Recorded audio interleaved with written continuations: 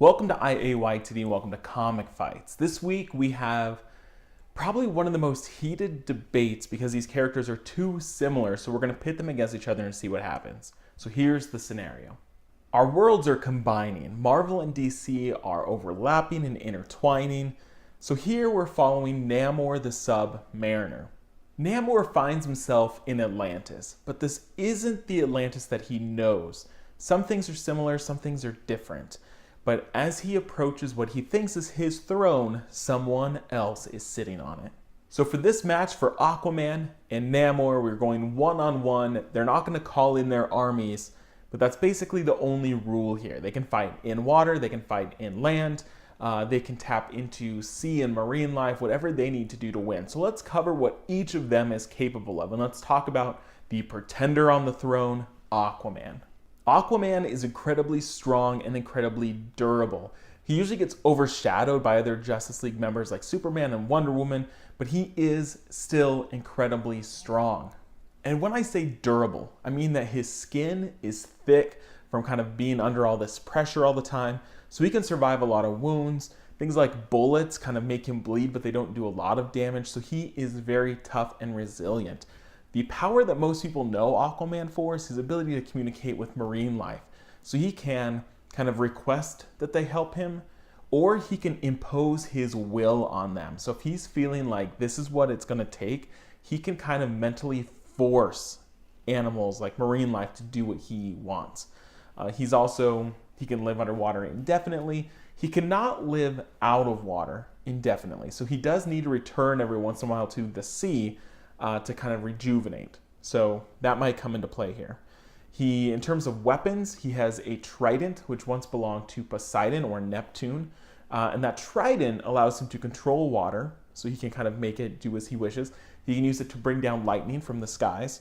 He can also use it to create tremors and earthquakes and maybe even break apart reefs, things that he needs to do underwater. In addition to all this, he is a strong leader, diplomat, and skilled warrior. So now let's counter that with Namor. Namor is also incredibly strong and durable, very, very similar in terms of strength and toughness. He can also control animal life. So again, very similar. He can survive indefinitely underwater. But here's the thing, Namor can also survive indefinitely out of water. So he can also live a life outside of the sea indefinitely. Now, Namor has one other advantage that might come up here. He is not only Atlantean, but he is also a mutant. His mutant ability is that he can fly, and he's aided by these tiny wings on his ankles that people used to think gave him the ability to fly, but they can't support that sort of weight. So now they're believed to help him guide himself, kind of help him fly in the direction he wants to fly in. So he can fly and survive outside of the water as long as he wants. Those are kind of his two big pros. He also wields a trident. Very similar powers, so the ability to, control water, create earthquakes, and not really lightning so much as kind of blast out this energy from the trident that can hurt people. So what do you think happens here? Do you think this is an honorable one-on-one fight? Do you think they take the fight out of the water? Do you think they stay underwater? Where do you think this happens? What do you think takes place? Who do you think comes out on top and gets the throne of this new mishmash Atlantis that coexists here? So let me know your thoughts.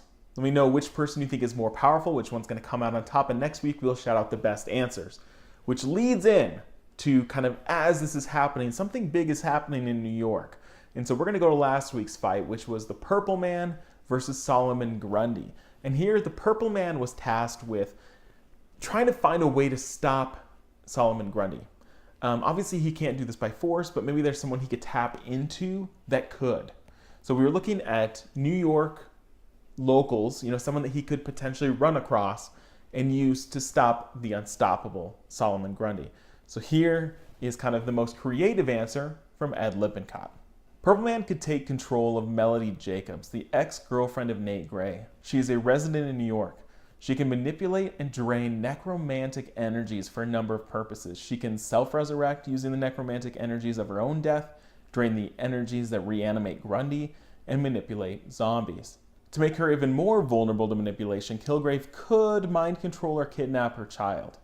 So this is creative for a couple of reasons. One, she's a New York resident, and also her skill set is specifically aimed at Solomon Grundy. If he is basically made of this, death energy as he kind of dies and resurrects constantly, he could serve as almost an infinite supply of energy for her.